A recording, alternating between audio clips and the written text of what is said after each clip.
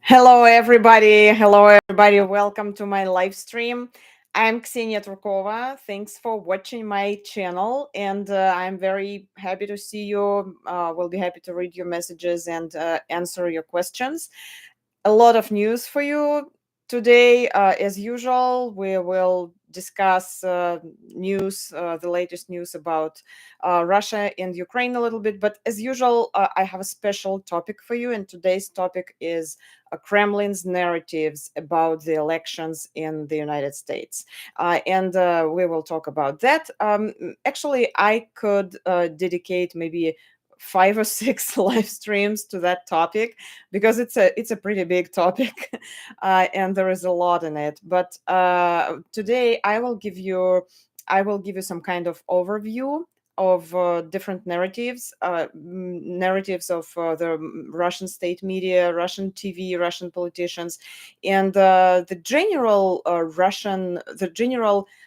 approach in the Russian society, in the Russian propaganda media, in the Russian mostly for in the society, like general approach to the elections in the US, how they see it, why is it so important to discuss it in Russia. I mean, not it's obvious why the politicians would discuss it, but why is it so important for the ordinary people? And we will talk about that, and we will talk about different, as usual, different jokes and different memes about the elections in US. And again, as usual, you can understand a lot. You can see the whole picture in one or two anecdotes about that, because jokes, memes, and anecdotes are very important to understand the situation.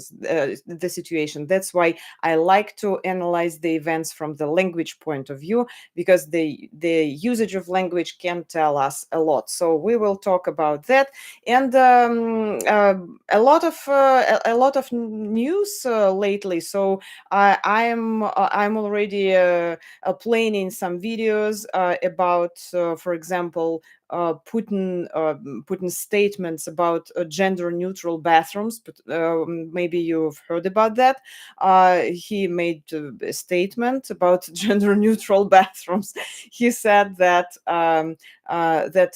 he knows why those who left Russia now are coming back. I don't know if it's true. Some people probably are coming back, but I don't know which statistics Putin was operating. So he was talking about some people who left Russia, and they felt very miserable abroad, and now they're coming back. But why? In Putin's opinion, they are coming back because they are done with those gender-neutral bathrooms in the Western countries. That's the main reason. And the interesting thing is that right before Putin said that, it was a day before. So the day before, the governor of St. Petersburg, Alexander Beglov, who is known for very stupid and bizarre statements, he said the same thing about the bathrooms, exact same thing. He said, I will tell you what our soldiers are fighting for in Ukraine.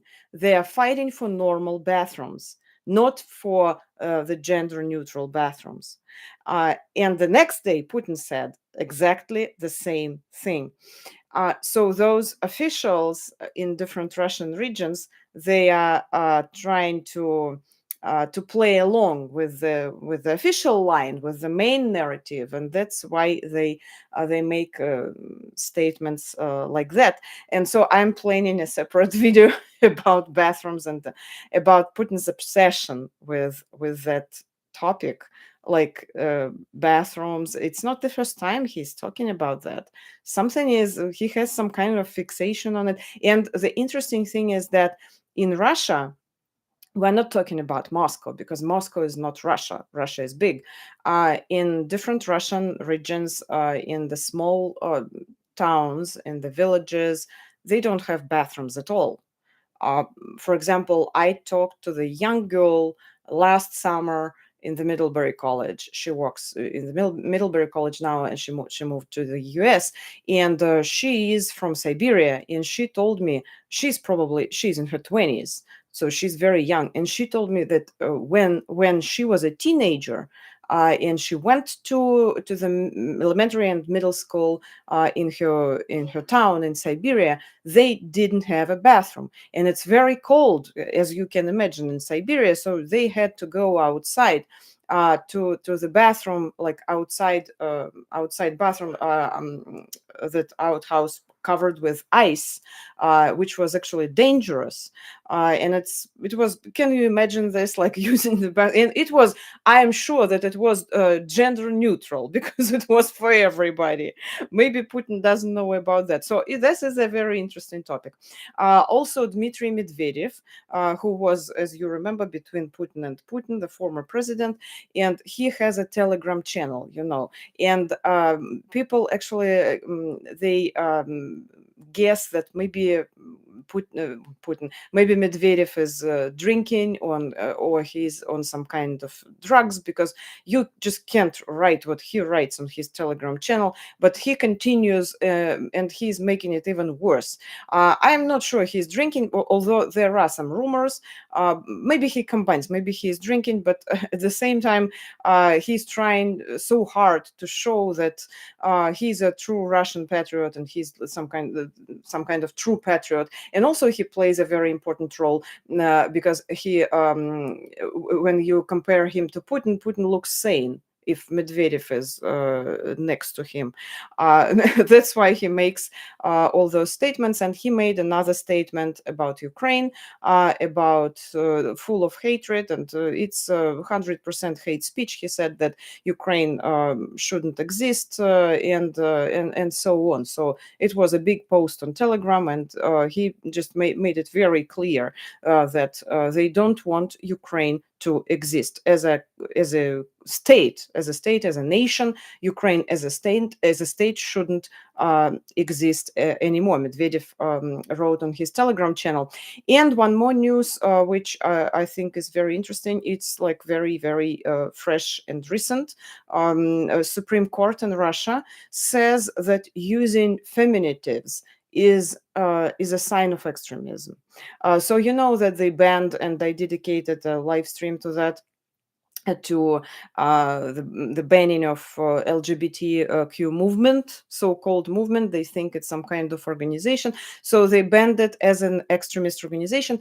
But today, journalists found out that in that decision, in the text of the Supreme Court, they mention feminitives. And what is feminative? It's a noun. It's a special form of word with a special suffix to to name the professions. For example, actor and actress. Actress would be the feminative. And in that text, they say that using feminitives is a sign of extremism. So now they probably will punish people who use those forms. And it's also very important. And it's a big topic about feminitives. It's very interesting from the point of view of history as well. And I'm going to talk about that as well. I probably record a video about that as well. So now let's go to our main topic. Let's talk about Kremlin's main narratives about the elections in the US. Let me see who is here. Let me know if you are watching me, and where are you watching me. Do you have snow days now? We had 2 snow days this week in Washington, D.C., and we're going to have another one tomorrow. And my son is staying at home, and he is very bored. He's a teenager. He has nothing to do, and it's a snow day. So let's talk about the main narratives, Kremlin's narratives about the elections in the US. So why I decided to talk about it first, because of the caucuses in Iowa and the reaction of the Russian media. And I just decided to look what they wrote about that. And also Putin made a statement about the elections in the US, about the previous ones.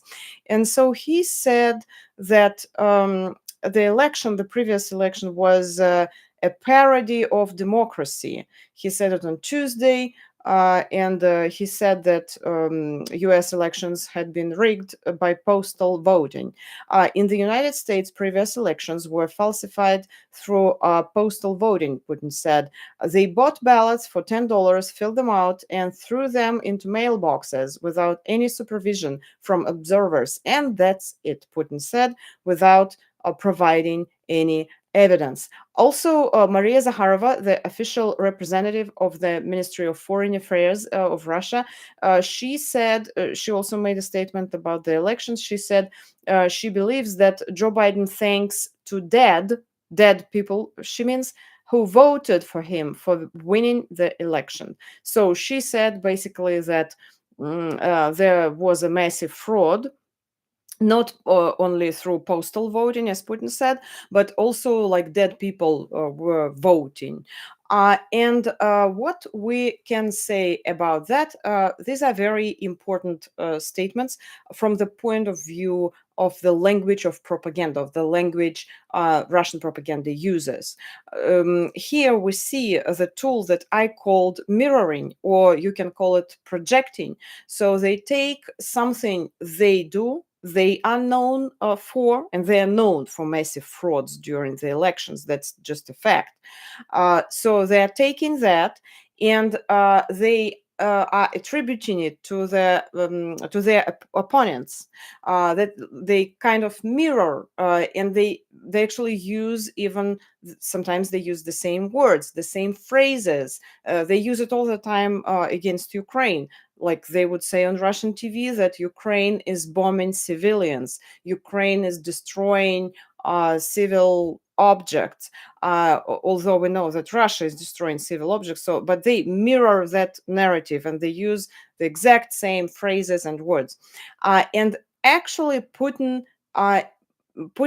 formulated that motto, if you will, when he said, when he commented on the Biden statements, not actually a statement, but just agreement.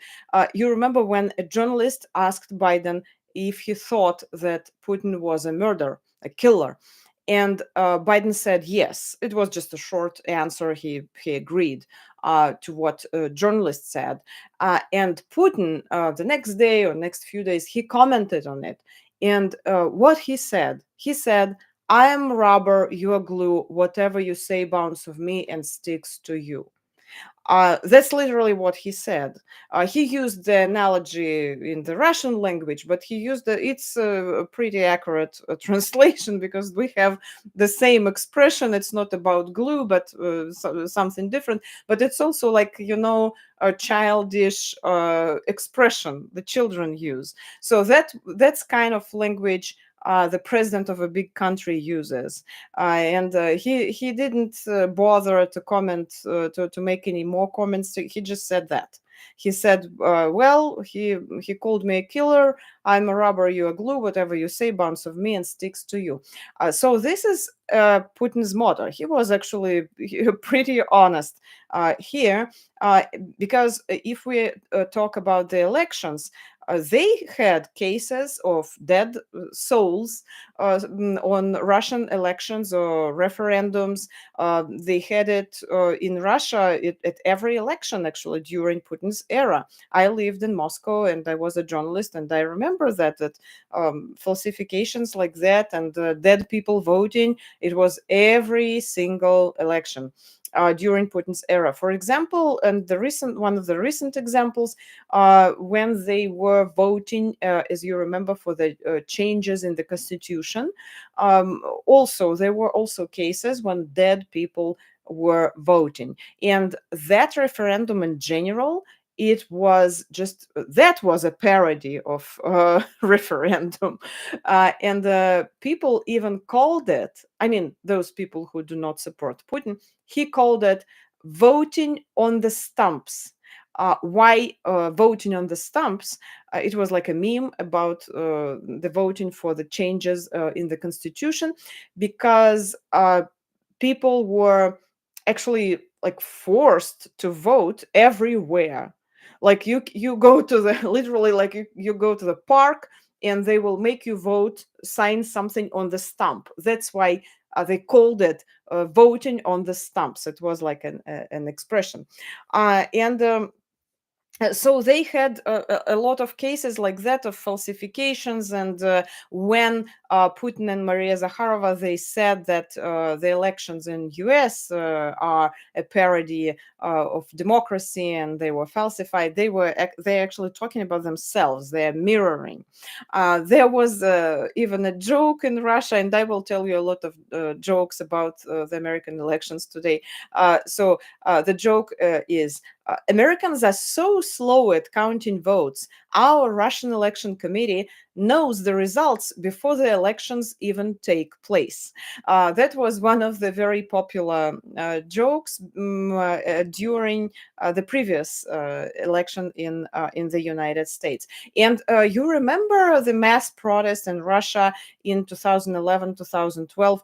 What was, if you remember that, Moscow streets flooded with people. I was there as well at those protests. What was the reason for the protest? People felt deceived. People felt insulted by the level of falsification on the election because it was immense. It was huge. Putin's United Russia party, which is the main party in Russia, gained nearly 50% of the vote, despite the widespread accusations of fraud. The protesters largely represented Russia's growing middle class, urban, educated professionals dismayed with Putin's authoritarianism. So, yes, that was a revolution, some kind of revolution in Russia. Not a revolution, they called it revolution, but it was not actually.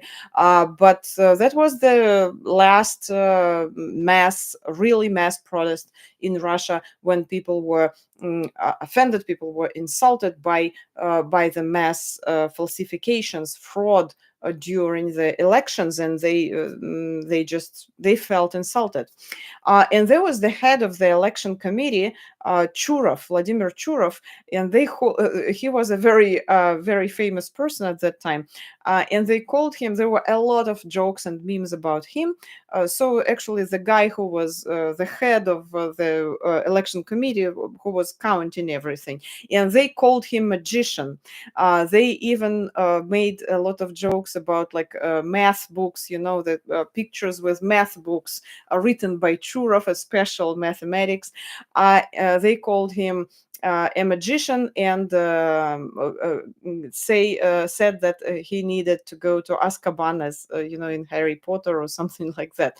And a statistical analysis of the official preliminary results of the elections that time points to a familiar story: massive fraud in favor of the ruling United Russia Party, comparable to what independent analysts found in 2007 and 2011. And later, by the way, later in 2016, when there were elections in the US, there was an anecdote about Vladimir Churov.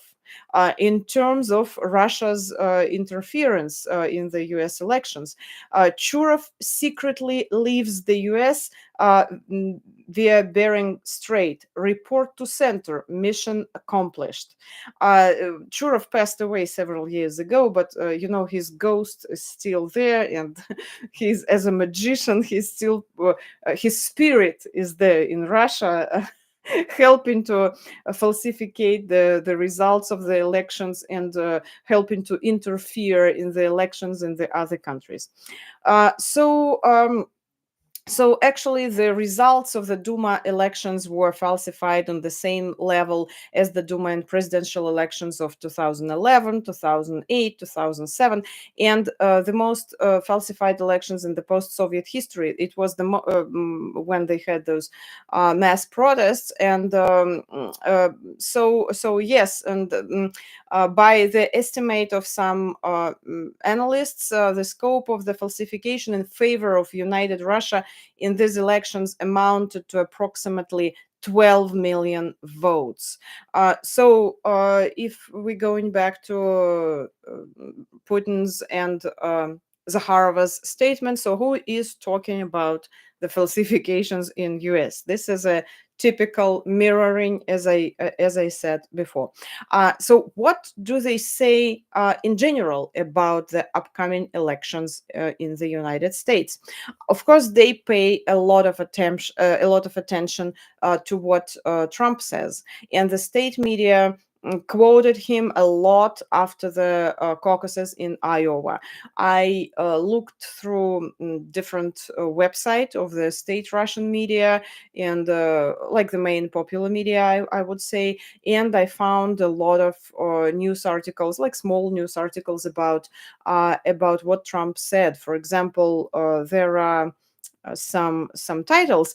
Trump compared the U.S. Secretary of Defense to a child playing with a laptop. That was a one of the titles in the Russian on the Russian website, Izvesty. It's one of the popular newspapers. Trump believes the United States is run by fools or stupid people. Trump ridiculed Biden by comparing the White House to a nursing home, and so a lot of titles like that. Trump says that, Trump says this, and every title is somehow um, insulting, like to the other people, contains some insult to the other politicians. So one of the main narratives is that Europe is scared of Trump returning to the White House. Europe is preparing, and they like deciding what to do in terms of Ukraine, military aid to Ukraine, and in general. For example, here is one of the titles: Europe is frightened by the prospect of Trump returning to the White House. Protection tools named. So they are looking for some protection tools, and a lot of attention to the elections in general. And you know what? This is a very interesting thing I wanted to tell you about. Uh, in general, Russian people, and first of all, like Russian TV, pays a lot of attention to the absurd extent to the U.S. Elections, and so do the viewers. So do the society. I remember there was like a funny picture on internet during the last elections in 2020.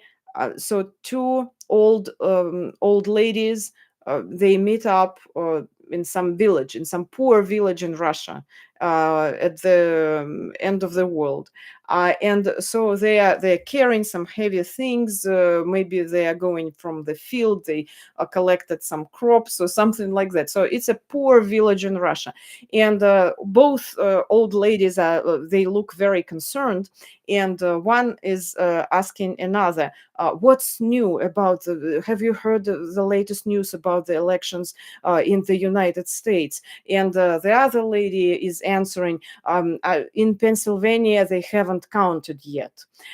And this is a very good representation of the Russian general approach to the elections in the United States. Because why? Because there is no other agenda in Russia than agenda about Ukraine and the United States, and a little bit of Europe as well. But the main topics are Ukraine. How bad is everything in Ukraine?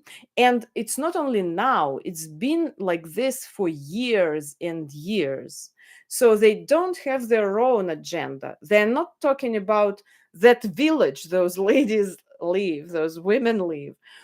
They are not talking about problems, like real Russian problems, the problems of Russian people, Russian politicians are supposed to solve. They're talking about someone else's problem. So their attention is always on someone else. How bad Ukraine is, how bad America is, and United States, the Western world is just dying. Everything is horrible. And can you imagine if you give people that kind of agenda for years, of course, they are more interested in what is going on in the United States than what is going on in their own house, in their own village. There were a lot of pictures like that, like, I mean, real pictures with some. With notes on internet, on social media, like someone is sitting in the almost destroyed house without, by the way, any bathroom, gender neutral or anything, uh, dirty, destroyed house, very poor, and a person is sitting in the middle of this house watching TV. They are glued to TV, and they are criticizing the United States. So that is the approach. So they're paying a lot of attention to the elections because they think that. Not they think that they are fed that information, that the Russian propaganda tells them that the whole world is going to hell, that it's just everybody is dying, but Russia is blossoming and everything is very good in Russia. And although even if you are sitting like in the puddle of dirt, or you will think that Russia is great, and but United States, they are complete mess, and just everything is very bad.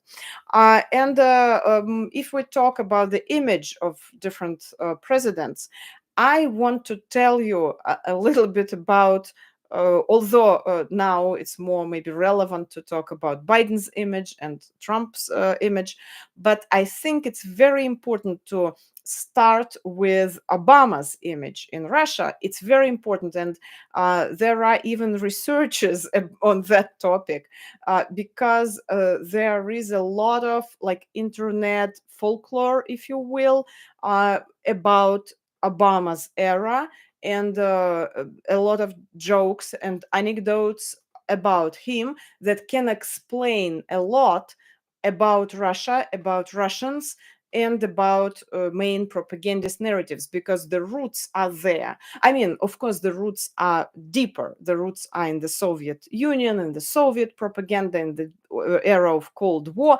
but the recent propaganda, modern Russian propaganda, I think they are in Obama's era, because that language, it was shaped that time. It was shaped after the revolution of dignity in Ukraine, after the annexation of Crimea, and that entire American new anti-American language. It existed before, as I said, in the Soviet Union, but that new and anti-American language, that it was shaped, in my opinion, in Obama's era. Let me look in the chat, and then I will continue. Oh, a lot of messages. Let me look at this. Okay. This is a very important video. Thanks. I'm a new subscriber. Thank you so much from Atlanta. Interesting. Arizona, sunny. No, it's not sunny here. Well, it was very sunny, but a lot of snow. I started mail-in ballots during the pandemic. I filled out my ballot with a witness and mail from the post office box outside the register office, and took pictures. By the way, there is about taking pictures. It's a side story, but it's very interesting. The elections are approaching in Russia, so maybe I will make a video closer to the elections. How people are trying to fool the system. For example, you know that government workers, they are actually forced to vote. For example, they don't want to go voting at all because they understand that it doesn't make any sense. It won't make any difference. Putin will stay president, and they don't vote, or they want to vote, but for someone else. But they are forced to vote and to take a picture, because their bosses are asking them to take a picture how you vote and then send them that picture. It's a very common practice in Russia. So what they do, they, for example, take a piece of thread, like a little, they put it on that ballot, then take a picture, then remove it, and then put like a reel with a pen real cross or whatever they need with the pen. So there are a lot of different tricks how to trick that system, and maybe I will tell you about creative Russians who are doing it. I've been voting my mail in Arizona by mail. I'm sorry, in Arizona since 1992. It was a Republican initiative to increase the rural vote. It was great when I worked a 12-hour day shift as an RN. Putler regime and Republican Party are the same party. This day, I am notified by text when my ballot arrives and again when it's counted. Mm, okay, there was a message about snow as well. I'm trying to find it. Oh, very cold with a few inches of snow. Where was it? Western Virginia. Yes. Oh, I guess it's beautiful there when it's snowing. Mm, okay. When overseas in the Navy, I voted absentee ballots. I moved to Virginia and voted locally. Moved across the river to another country and forgot to change my voting register. Okay. Anyone see the secure paperback ballot receptacles in Iowa? That was a question. I don't know the answer to that question. In Canada, I'm sorry, you are not even allowed to have cameras in the room. The vote is happening. You mean the cameras like your smartphones?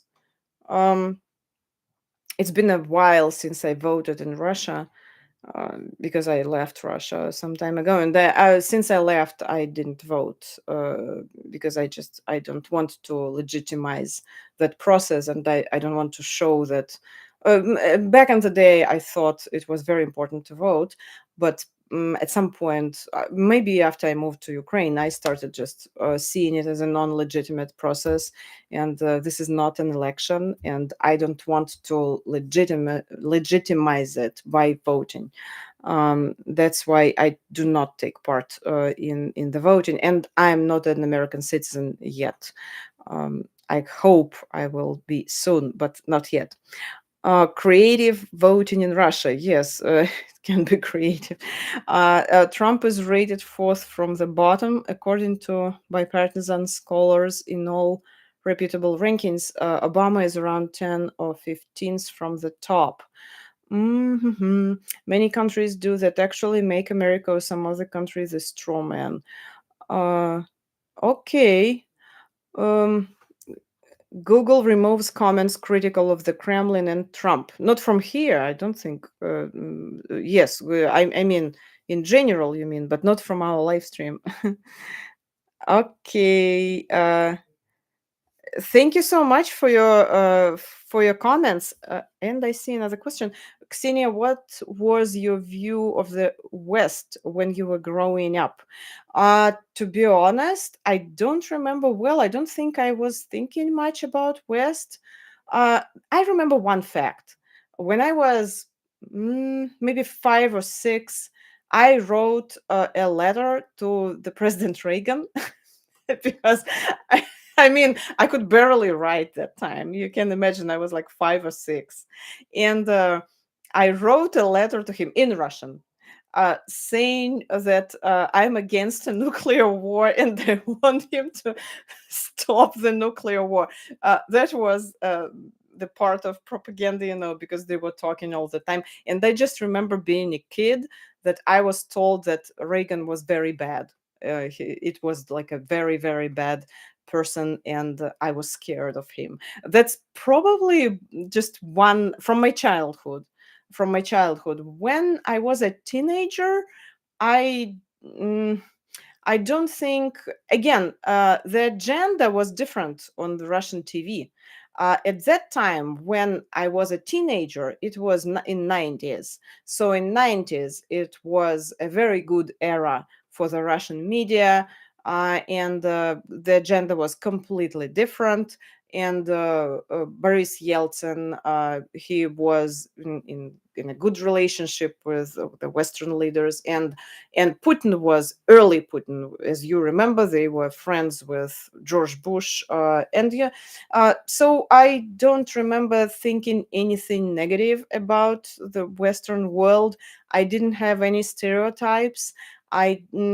Maybe because I grew up in a family that was, we didn't travel much, we were not rich at all, but at the same time I think my family was always like open, very open to other like nations and countries, and I grew up as a, I would say, that open to the world person. So when I was a teenager, I don't remember that kind of propaganda, but when I was a little kid, I remember that I was scared of, I was afraid of Reagan.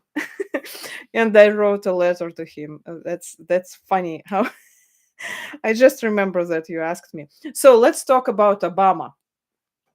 In 2014, 2015, Russian citizens ended up in a kind of double bind.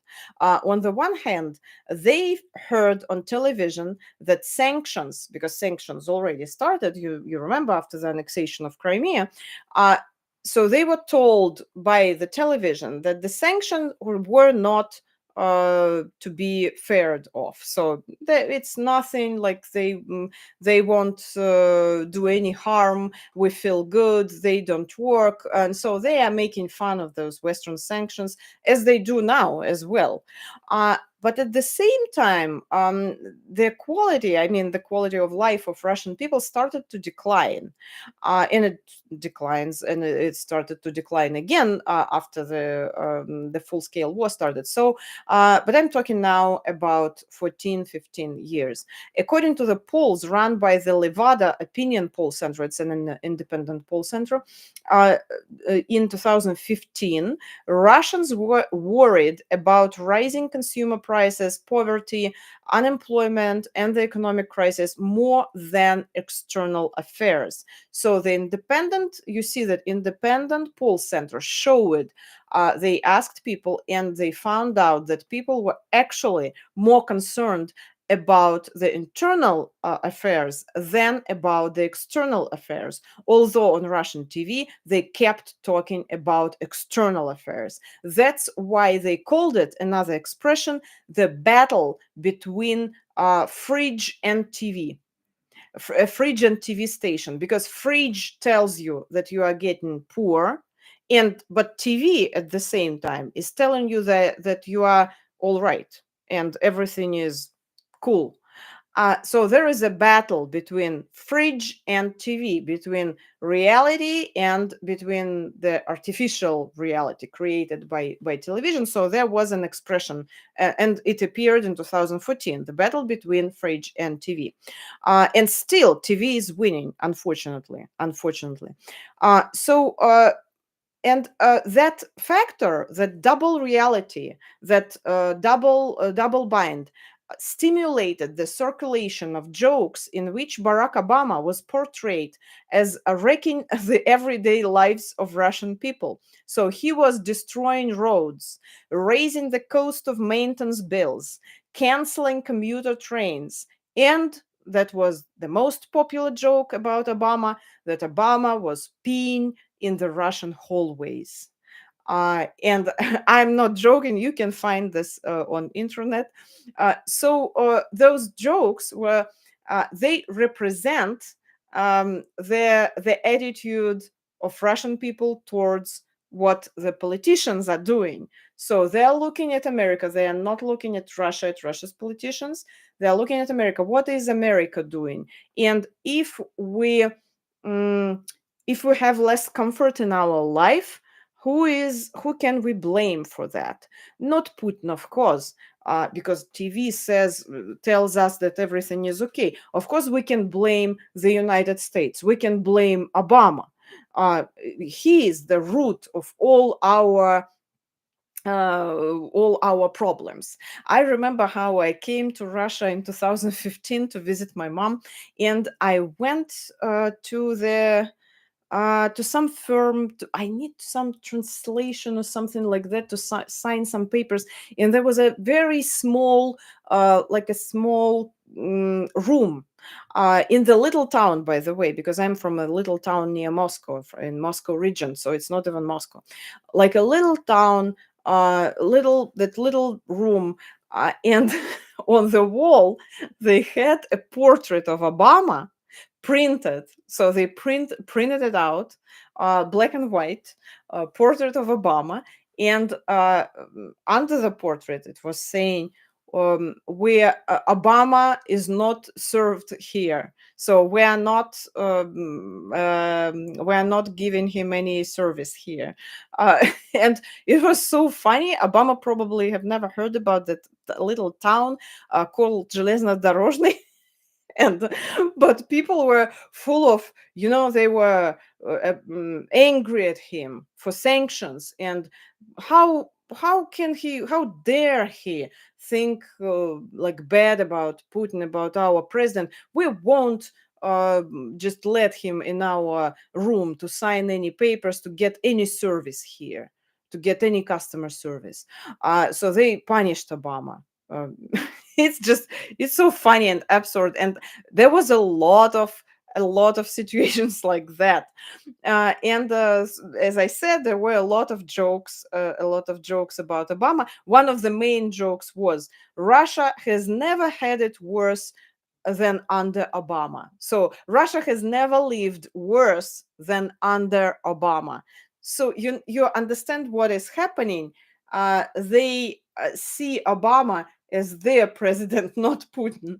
I mean, not really, but because they are talking about it all the time. Like, we have high prices because of Obama. We have this and that because of Obama. So Russia had never lived worse than under Obama. And it became one of the most popular texts of 2015. Or, for example, when Trump came to the power, there was a joke. People of Ryazan, one of the Russian cities, are ready to hand to Trump the symbolic key to the front doors of the city's dwellings or city's hallways, because the hallways in the Russian apartment buildings are very nasty. So there are some nice buildings, but the majority of them, like, they're dirty. They're not like in the United States at all. So it's some kind of symbol of some dirty place, bad smell, and so people would pee in the elevator. Literally, it happens all the time. They would burn the buttons in the elevator, and that's why they had all those jokes like, who peed in the elevator, who can we blame? Of course, Obama is he is actually guilty for everything that happened in our house and in our country. That's why there was a joke about symbolic keys to the front doors of the city's dwellings. And throughout the course of 2016 US presidential election, hundreds of jokes dealing with the topic, with that particular topic, appeared on the English speaking internet. And I highly recommend you to find an article. I will put the link in the comments. An article written by social anthropologist Alexandra Arkhipova and her colleagues Daria Radchenko and Anna Kirzuk, and it's called Our Schmuck, Russian Folklore About American Elections. It's an academical paper, but it's written, it's not boring, it's written like with a simple language. You will understand it. And it's in English, but although it's academical, it's not boring to read it. It's a very, very interesting paper. So I advise you to read it. I will put the link in the comments. And what I tell you right now, this is from that paper. So I'm giving you some kind of overview and some quotes and some jokes from that paper. Well, of course, I knew all those jokes myself, because I wrote some articles and research about that. But this is a very good article. And what is our schmuck? What is our schmuck? In Russian language, this is an analogy of the Russian word chmo, which is a very rude, like insulting It's not an obscenity, but it's just a very rude word. And if you call someone chmo, it means like, like a loser, not even a bad person, but just a loser in the worst sense. And so they called Obama chmo, and you could even see the stickers on the cars, Obama chmo. The English translation can be schmuck. And so you could see stickers on the cars, Obama chmo, literally, like those people were serious Russian patriots. They would put a sticker on their car saying Obama chmo. That means they were blaming Obama for the problems in their life. And so that paper is called Our Schmuck, Russian Folklore About American Elections. And I remember a joke, I like it very much. So when Biden became a president, at the same day when they officially announced the results of the elections, someone noticed a car in Moscow, on one of the Moscow streets, with a sticker saying Biden chmo. And people were making jokes that, oh, well, if they put a sticker Biden chmo, it means they like accept the results of the elections. If they say Biden chmo, well, it's he is a real president for Russia. And this is a sign they accepted. So that it's they approve, like they approve Biden. So that's a very funny. I like this joke a lot. And I will tell you a little bit about the images of other presidents, but I want to give you another example from that article. So they are writing about what happened on June the 2nd of 2017 at the Economic Forum in St. Petersburg. Vladimir Putin was asked to comment on the United States withdrawing from the Paris climate accord.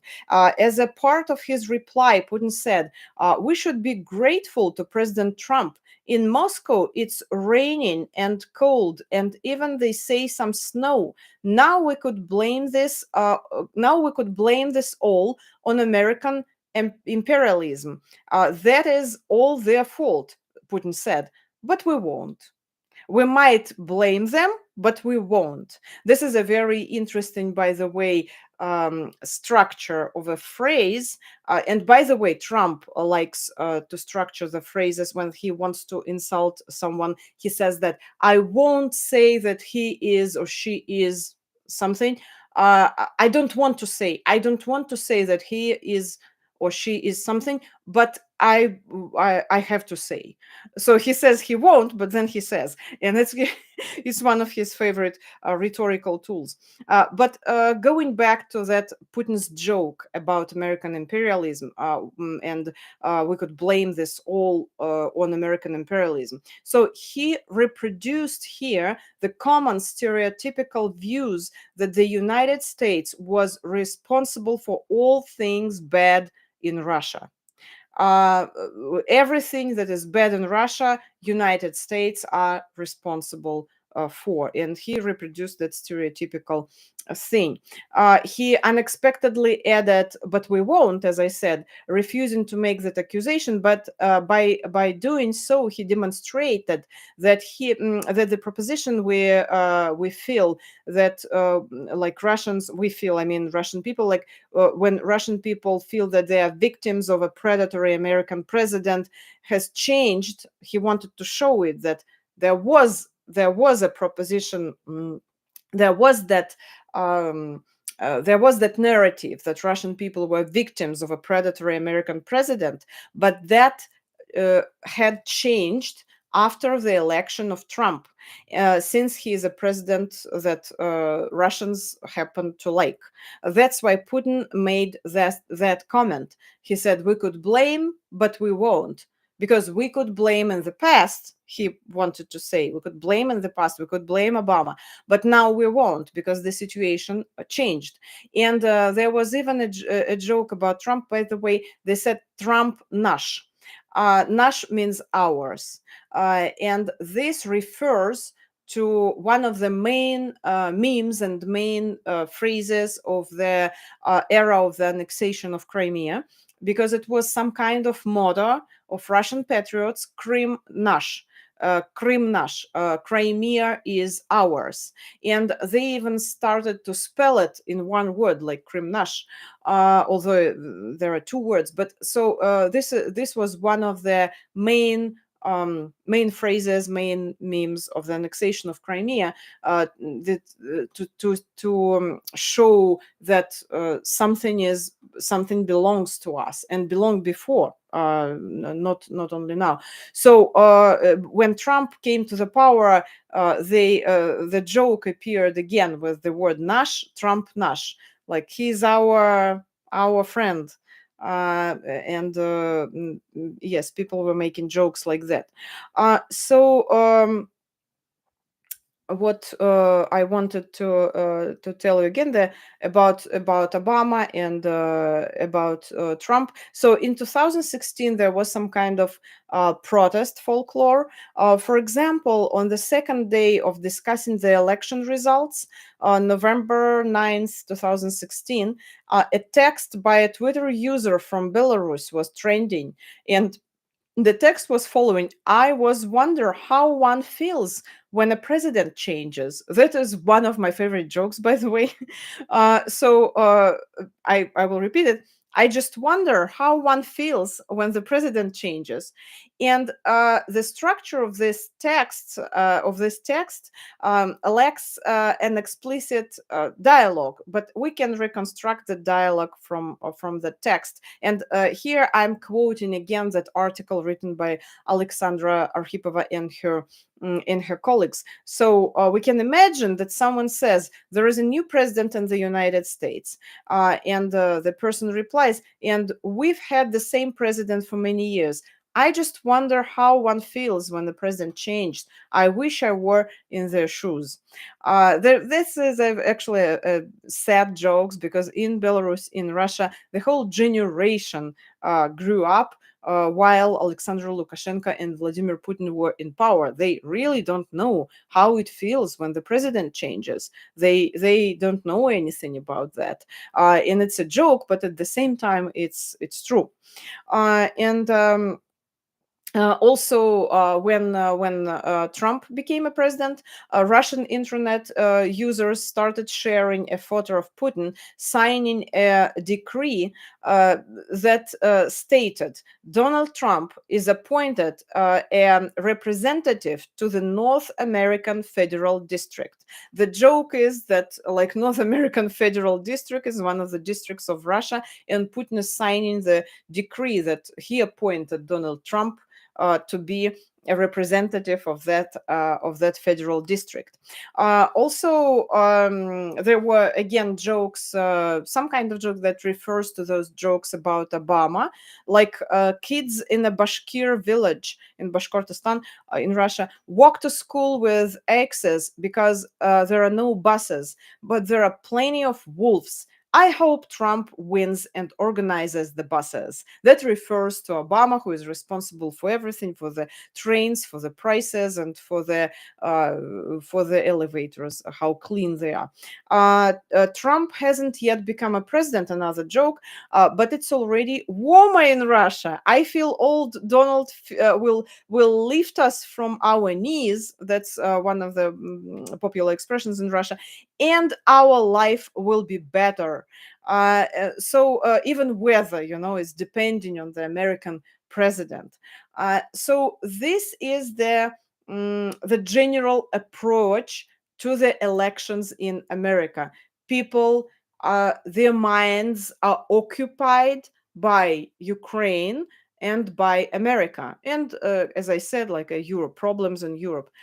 But there is no place, no space for Russia, for Russia's problems. Their focus is only on someone else's problems, and they produce, state media, Russian propaganda produces a lot of hate speech. So what they shape that mindset of people who hate other nations, especially United States, and they think they hate the United States, and they think that life is horrible in the United States comparing to life in Russia. That is general approach, and I think we will read a lot of interesting. The closer is to the elections, the more interesting is to read Russian propaganda resources about what is going on. So we will see, and I will also look at what they write about other candidates. So it's also interesting. As for Biden, of course, his image in the Russian media is very, very negative. And I can compare maybe his image to, if we are talking about negativity, maybe Zelensky will be on the first place, and then Biden. And of course, the main thing is that he is very old. He forgets the words. He doesn't know what he's talking about. He's just out of his mind. So that kind of thing, and that they are constantly making fun of him. Um, and just and a lot of they connected to the propagandist narratives about Ukraine as well. So let me look at the chat. Gotta go. Great talk. Thank you so much. I'm actually about to wrap up. I voted for John. That was a good election with two very solid candidates. Russian humor is very good. We are talking now about Russian opposition humor. It's not a humor of Russian patriots. You don't want to know anything about that humor. I voted Obama too.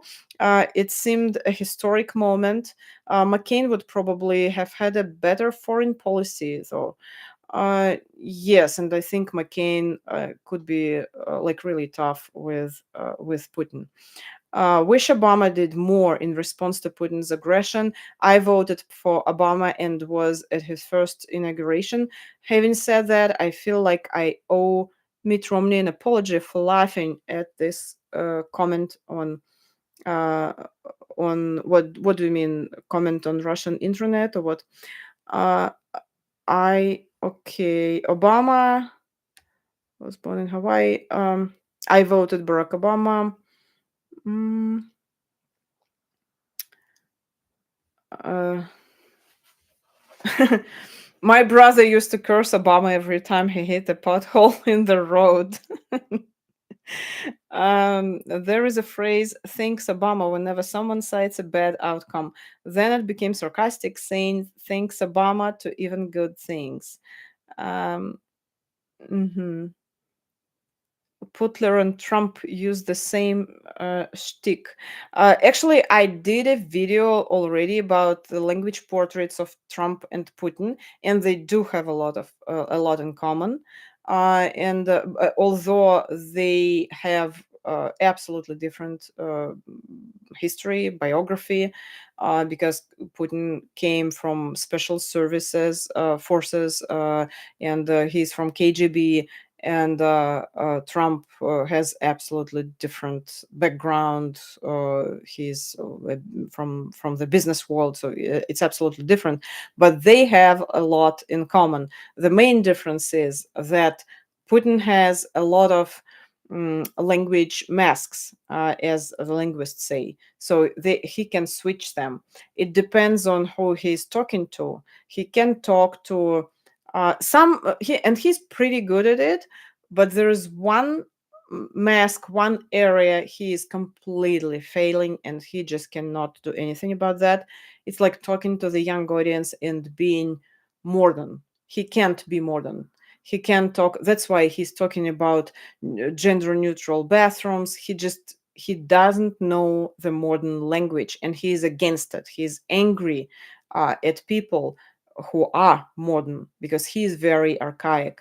But if we're talking about like talking to the businessmen, talking to the local authorities, talking just to like simple people in Russia his age, he has a lot of language masks, and he can juggle them. Like he can change, he can switch those masks. Although Trump, and Trump at the same time, he doesn't have any language masks. He has like one language portrait, and he doesn't change it. He is the same whether he's giving an interview or he's writing a tweet, or he is giving some speech as a president. So as a politician, he's everywhere, like he is the same.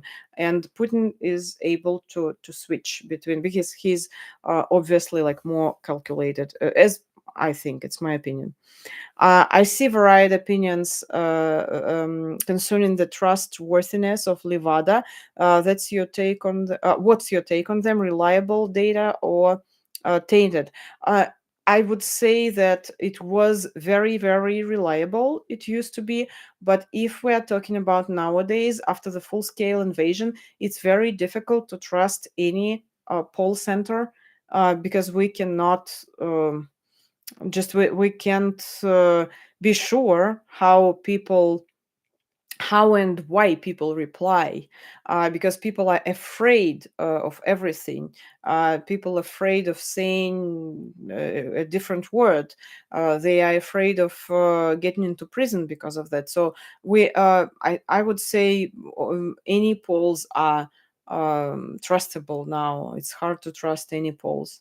So you can maybe combine like different results, and there are some independent researchers run by the Western specialists as well, who have their sources in Moscow and the Russian cities.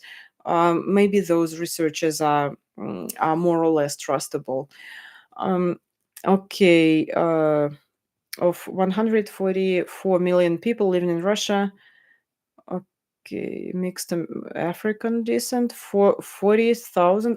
To be honest, I don't know those numbers. Does this lead to prejudice among the population? Um, about the prejudice against Obama. What are you talking about? Of mixed African descent? 40,000 people. Hmm. I don't know the numbers at all. I can talk only about they have a lot of immigrants from Tajikistan and Uzbekistan in Russia, and those immigrants, they look different.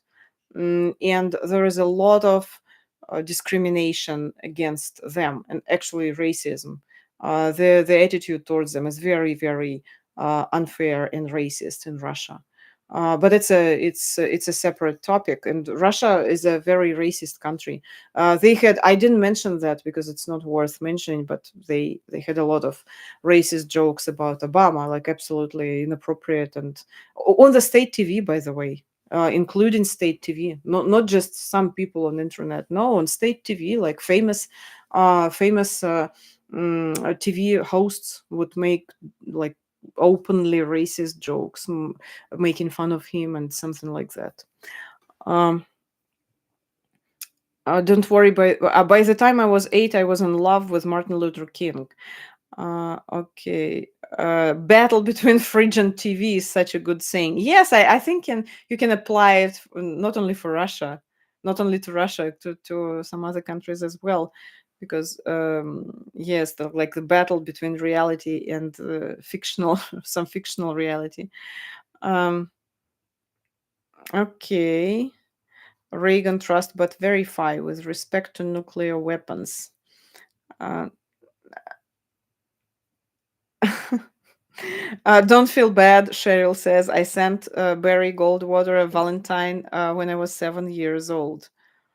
Mm, okay. Merkel seems like Merkel was very wrong on Russia. Putler dislikes Biden. That means Biden is doing quite well indeed. You know, Putin dislikes everybody. I don't know who he likes. I can't say he likes Trump. He uses him. He needs him for some purposes, but I wouldn't say he likes him. So I wouldn't say Putin likes anyone. Make Blinken president. He's intelligent. Uh, Trump, unfortunately, Trump Nash. Andy says Trump is ours. Okay, so thank you so much. Does Putin have a body double? I made a video about it. I think he doesn't. There are still some rumors, and there are still some rumors that Putin died, and his body is in the fridge, in the freezer. Putin in the freezer. By the way, I made a video for Voice of America about Putin in the freezer, about that expression, like about this meme, and that video got more than 1 million views. So apparently it's very popular, and people are searching for that information, whether Putin is dead. And but it's in Russian, unfortunately, so I can't share. But it was a very funny meme about Putin in the freezer. So I don't think he has a body double. Okay. Uh, at the time, it was seen as an outdated Cold War mentality. The majority of the USA did not see Russia as a threat at the time. Romney had said in 2012 that Russia was the greatest threat to America, and the whole country laughed at him.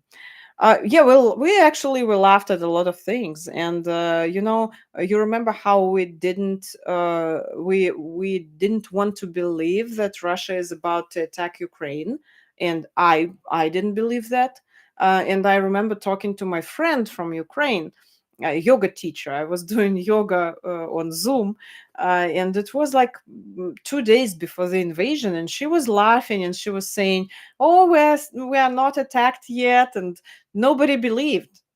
And now we understand that Putin is much more dangerous than we were thinking about him. And I lived in Ukraine, so I know the country, and I'm very close to the country. I have like strong ties, and still I couldn't believe that Russia will attack. So yes, we make mistakes like that. Okay, I read all those messages. Vladimir Putin likes. Okay. Oh, what I forgot to mention something important before I wrap up. I don't blame her who would piss off Europeans. Are you talking about Merkel?